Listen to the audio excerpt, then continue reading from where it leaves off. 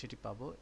এর ব্যবহারও বেশ গুরুত্ব বহন করে, কারণ এই প্যানেলটি আমাদের প্রায়ই ব্যবহার করতে হয় এবং আমরা খুব সহজেই এখান থেকে এটিকে অন অফ করতে পারি। আমরা আমাদের টেক্সটে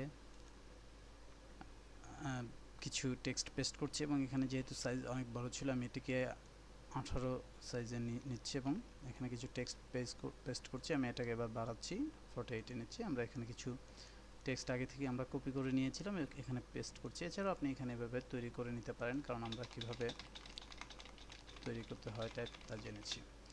এই যে লেয়ারটি এবং এই লেয়ারটি দুটি যদিও একই লেয়ার, একই ক্যাটাগরি লেয়ার, একই টাইপের লেয়ার, কিন্তু এই দুটোর মধ্যে একটি বিশেষ পার্থক্য রয়েছে। সেটি হচ্ছে আমরা যখন এটি তৈরি করেছি, আমরা এই টাইপ টুলটি নির্বাচন করে এখানে সরাসরি ক্লিক করে আমরা লেখা শুরু করেছি। ফলে আমি এই লেখা যতই বাড়াতে থাকবো এটি এইদিকে তত যেতে থাকবে, অর্থাৎ এটি মূলত আর্ট টেক্সট হিসেবে এটাকে ডিফাইন করা হয়।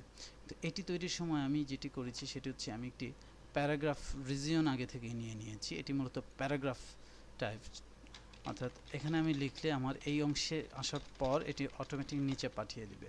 তো ছোট টেক্সটের ক্ষেত্রে আমরা এই ধরনের অবজেক্ট তৈরি করে কাজ করি, কারণ এখানে আমাদের বেশ কিছু ফরম্যাটিংয়ের প্রয়োজন হয়ে পড়ে। যাই হোক, আমরা এখানে প্রাথমিকভাবে এর কালারটি চেঞ্জ করে নিচ্ছি। এবার আমরা এর কিছু ফরম্যাটিং দেখব। আমরা কিছু ফরম্যাটিং এর আগেই পরিচিত হয়েছে, এর ক্যারেক্টার মানে অর্থাৎ ফন্টের নাম, ফন্টের স্টাইল, সাইজ, উপর নিচে এক লাইন থেকে আরেক লাইনের যে ডিস্টেন্স সেটিও আমরা এখান থেকে বাড়াতে বা কমাতে পারি। লক্ষ্য করুন 30-তে এটি কমে গেছে এবং এটি যদি 72 করে আবার একটু ফাঁকা ফাঁকা হচ্ছে। আপনি এখান থেকেও এই পরিবর্তনগুলো সেরে নিতে পারবেন।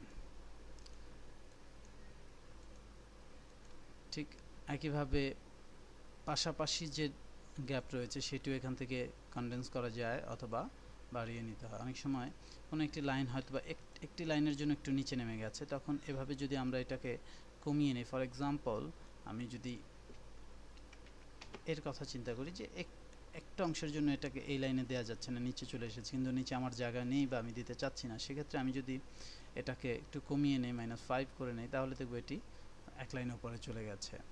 এভাবে করে আমরা আমাদের এই প্যারাগ্রাফ টেক্সটকে সাজিয়ে নিতে পারি আমাদের পছন্দসই আকারে। এছাড়াও প্যারাগ্রাফের অ্যালাইনমেন্ট রয়েছে, যে একটু ডিটেল অ্যালাইনমেন্ট। এখানে আমরা 3টি অ্যালাইনমেন্ট পেয়েছি, কিন্তু এখানে আরও বেশ কিছু অ্যালাইনমেন্ট রয়েছে, অর্থাৎ লেফট, সেন্টার, রাইট, এই অ্যালাইনমেন্টগুলো তো আমরা দেখলাম। এছাড়াও রয়েছে জাস্টিফাইডেরও কয়েকটি ফরমেশন রয়েছে। জাস্টিফাইডের এই অংশে যেটি হবে যে প্রথম লাইন থেকে শুরু করে শেষ লাইনের আগের লাইন পর্যন্ত দুই দিক সমান থাকবে এবং শেষের লাইনটি এসে ছেড়ে দেবে। এটি একটি স্ট্যান্ডার্ড, ফলে এর ব্যবহারই সবচেয়ে বেশি।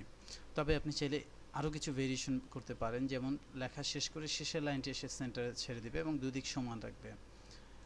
ঠিক একইভাবে এটি ডান দিকে গিয়ে শেষ করবে এবং এটি হচ্ছে পুরোপুরি শেষ পর্যন্ত এটি সমান সমান রাখবে। তো যাই হোক, এই বিষয়টি যেহেতু এখানে ইমেজই স্পষ্টভাবে এখানে প্রদর্শিত হচ্ছে, আপনি পার্থক্যটি বুঝতে পেরেছেন আশা করি। আমরাও এখানে এক্সাম্পলের মাধ্যমে দেখালাম, তবে আমি এখানে এটিকে এই অ্যালাইনমেন্টে রাখলাম। এভাবে করে আপনি এই টাইপ টুল ব্যবহার করে আপনি আকর্ষণীয় করে তুলতে পারেন আপনার ডিজাইনটিকে, কারণ ডিজাইনে এই ইমেজের পাশাপাশি অবশ্যই টেক্সটের ব্যবহার করতেই হয় এবং এই টেক্সটগুলোকে ভালোভাবে যথাযথভাবে রিপ্রেজেন্ট করতে পারার মাধ্যমেই ডিজাইনকে ফুটিয়ে তোলা যায়।